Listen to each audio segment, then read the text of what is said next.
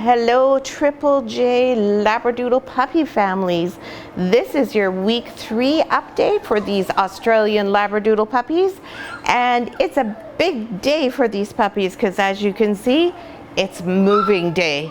Hi, I'm Claire from Van Isle Labradoodles, and in this week's update we are going to talk all about the puppies moving. We're going to talk about the fact that they have reached their next milestone, which is part of the reason why they've moved. We're going to give you an update on each of the puppies as well as an update on Mama JoJo. And we're also going to talk a bit about toys and the role that they play in your puppy's development. So as you can see, we have a great big space for the puppies now. It's wall-to-wall pee pads because we want to start teaching them that this is where you pee, and we do it everywhere because they're a little bit young to be able to find where they're supposed to go yet. So generally what happens is this is where their bed will go, right where I'm sitting. Their bed is currently outside getting dry in the sunshine, so we just have some crate mats down here for them. But their bed will be here, and what will happen is they'll come out of their bed and they'll pee pretty much right away. So we start off with the pee pads right here until they get a bit older and learn that they want to be far away from where their bed is. And if you can hear in the background, you can hear some puppies crying. That's because our other 2 litters are over on the other side of the doodle den, and they're thinking that we should be over there paying attention to them. They are 6 weeks old and at the age where they want attention from people all the time. So you may hear some cries from them. These guys, we just put them in here. We just moved them in just minutes before we started the video. And you can see that it didn't bother them at all to move. They're not at all fussed about hearing the other puppies over there. They've settled right into their new spot, and this is what we like to see in the puppies. And this is one of the reasons why we don't move them earlier. We wait until they're ready, till they've shown us that they're okay with handling new experiences, because this is their first new exciting experience, and it's important that every experience be positive for the puppies. We don't want to be doing something and asking them to try something new before they're ready and having them unhappy with that. Now you can see that we've got some talking going on next door there. Those puppies play with each other and are very talkative at this age. And that's part of the exposure that these puppies are now having. And this is really great for them. They'll hear the other puppies talking, moving around. They'll hear them growling and barking, playing with toys, and that all helps them to feel happy and self-assured with that experience because they're right here comfortable with mom or with us. Now JoJo, what's going to happen with JoJo in this new space? Well, she's going to have an area out in front of this area where she is able to go and the puppies cannot reach her. So when she feels she needs time out from the puppies, she can just walk out there but still be right beside them and keep her eye on them. Now JoJo is doing just fabulous. She is very confident. This is her 3rd litter, so she feels completely at home and relaxed with raising puppies. She loves being a mom, but she also loves to be with people. So right now she will come in, she'll feed the puppies, she'll make sure they're doing all right, and then she'll say, yep, that's good, and she'll tell us that she's ready to come out and be with us. And then she comes back and forth. We leave it so that she's able to access them whenever she wants. She goes and she checks on them. She doesn't necessarily go right next to where they are. She may just look in, take a peek, make sure everything's okay, and then she'll come back and hang out with us again.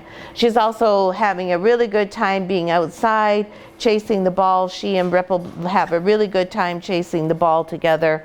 She's got all of her normal energy levels, and she is eating really well. She is eating now about 3 times what she would normally. She eats about 6 pounds of raw food a day, sometimes 7. And along with that, she has a couple of chicken necks. She'll also have salmon fillets and a few other things like that. And right now she's having a really good time itching her ear, and that's because she has a couple of burrs that she got picked up when she went outside, which I will help her with after we do the video. I can feel them in there. Yes, I'll get them out for you. It is burr season, and burrs do stick to Labradoodle coats. So Joe's doing great. She will be very happy to have them in here. She has done this before, so she knows, I'm on the home stretch. This means the hard part of my job is done, and now I just have to come in and monitor them. And you can see the puppies. You can see how well they're playing with each other now. They're starting to move about quite a bit more. They're a little bit more confident on their feet, and they are going to start to interact with one another. Now over here you see Mr. Monkey. So what is his purpose? Well, he's this great big thing. They don't know who he is. They've never seen him before, or her. I'm not sure what Mr. Monkey is there, but we call him Mr., so we'll call him him. He is there so that they get accustomed to having something strange in their environment, not being afraid of it, and they will also start cuddling up with him sometimes and sleeping with him when JoJo's not here for them to sleep with. Right now you can see they're all gravitating here over to where the crate blanket is, and that's because this is a different surface. It's softer and more cuddly. They also know I'm here. And you see Orange Collar is already making friends with Mr. Monkey, and the others are coming over to the crate blanket.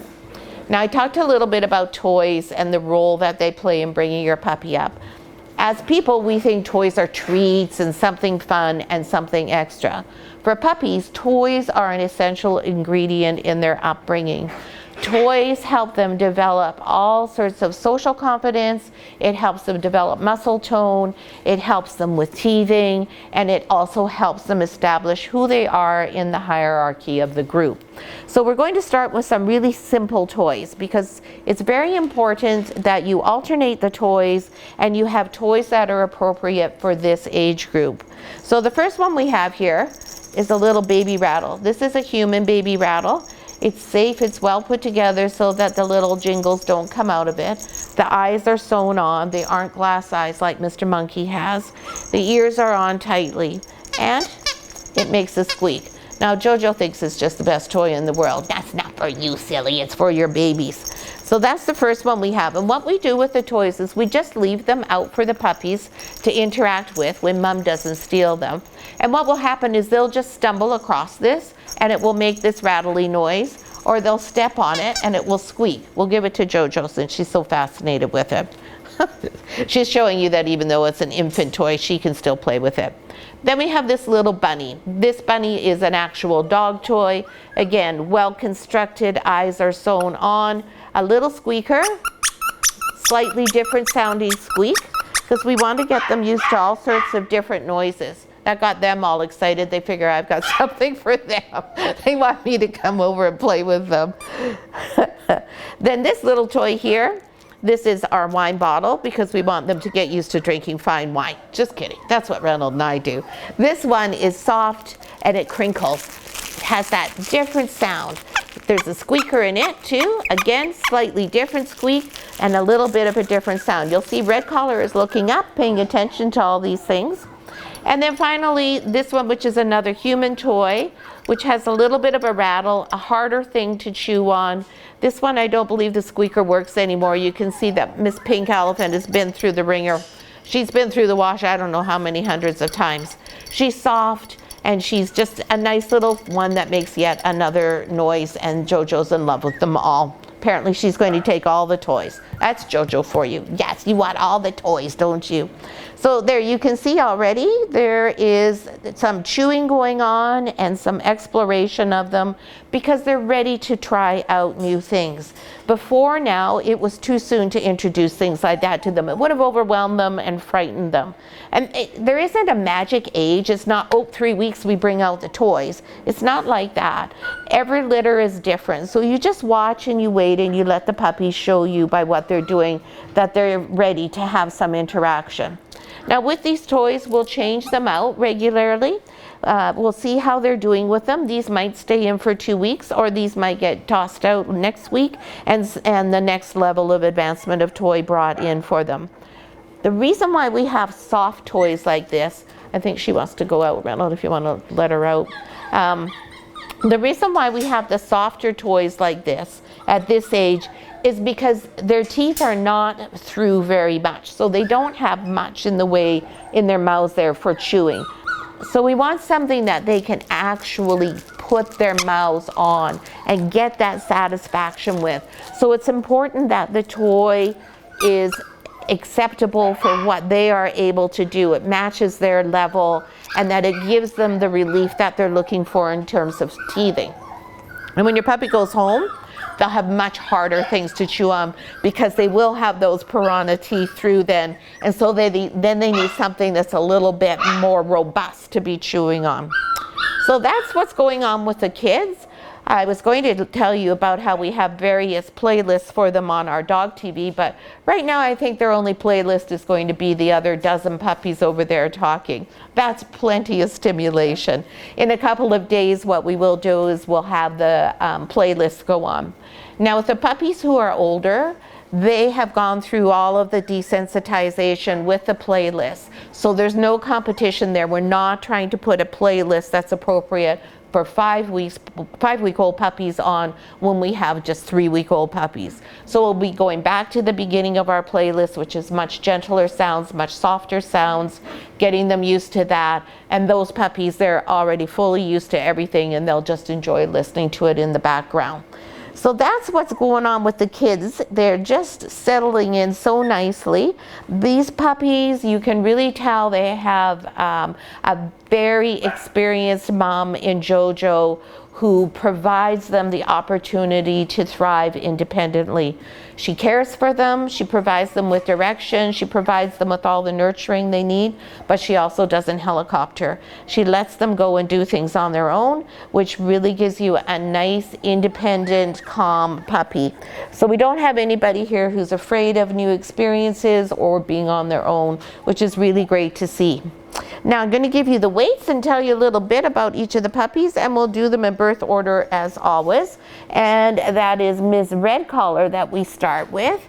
Ms. Red Collar is this pretty frosted caramel, and she is also a tuxedo, which means that she has white up through her face, over around the back of her neck, halfway up her legs, and across her chest here. Indeed, her whole tummy is white. And she has she has a white tip at the end of her tail, but you can't really see it because her caramel frosting color is so light. This little beauty queen is just a very sweet girl. She is very observant. She was the first one to open her ears, and she's been very aware that she can hear and checking out and seeing what on earth is going on and what all the noises make. She's pretty confident. Yeah, so pretty confident. She's very affectionate little girl with great eye contact.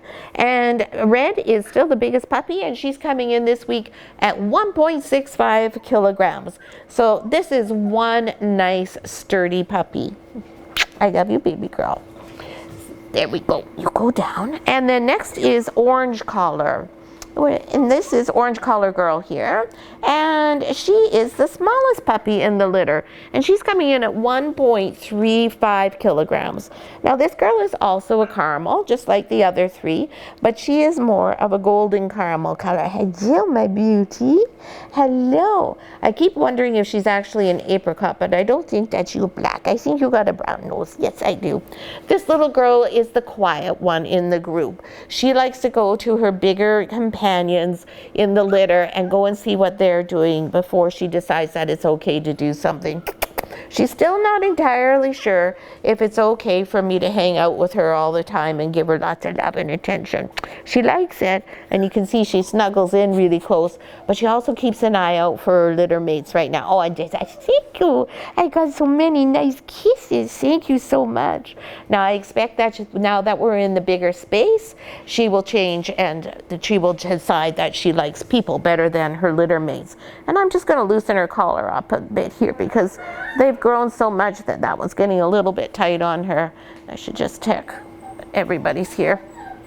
Next after orange is our one and only fellow, Mr. Blue Collar. Hello, my handsome. This is one sturdy puppy, and he's also a frosted caramel. Hello. And he also has these really pretty tuxedo markings, white halfway up his legs, under his chin, his whole chest, up his face, and up around his neck. And oh my goodness, he says, I don't want to be doing this. How come you're holding on to me? I just got all this space. I want to go explore. Mr. Blue is 1.48 kilograms, and he's a bit of a go-getter, as you can see. He likes to be right in the center of things, finding out what's happening and checking everything out. Yeah, that's our Mr. Blue. And last but not least is Miss Purple Collar. I'm just going to adjust Red's collar here. I took Mr. Blue's collar off because it's obvious who he is since he's the only boy. It's actually obvious who they all are, but just because there's 3 of us working with them all the time, I do like to leave the collars on so that it's easy to identify them. Okay, Miss Purple, let's show everybody your beautiful little self. Again, another frosted caramel tuxedo. Pretty, pretty little girl.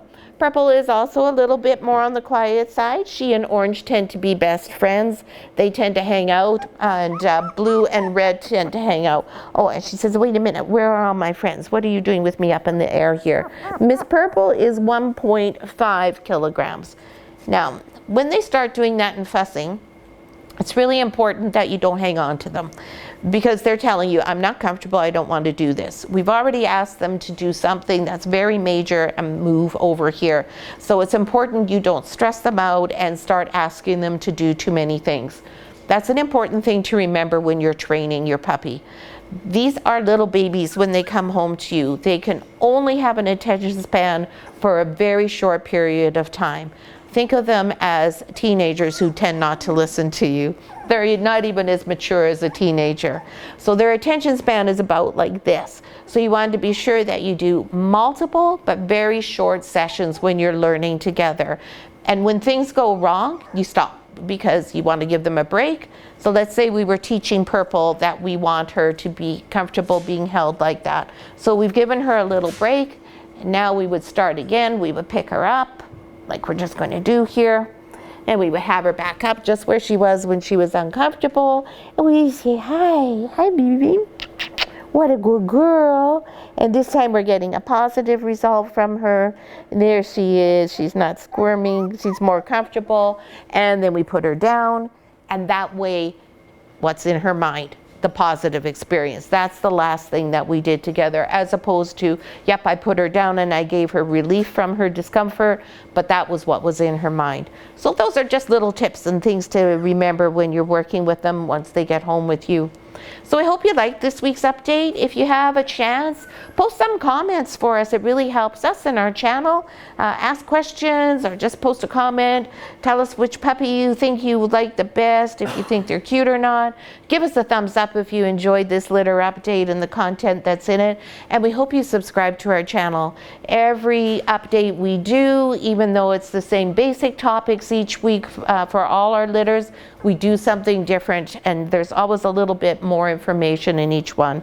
So if you want to learn all about Australian Labradoodles and how to raise a happy, confident, calm puppy, be sure to watch our videos. And thanks so much for watching. We'll see you next week for week 4, and we'll just see how much more these guys are scampering about then. Thanks for watching.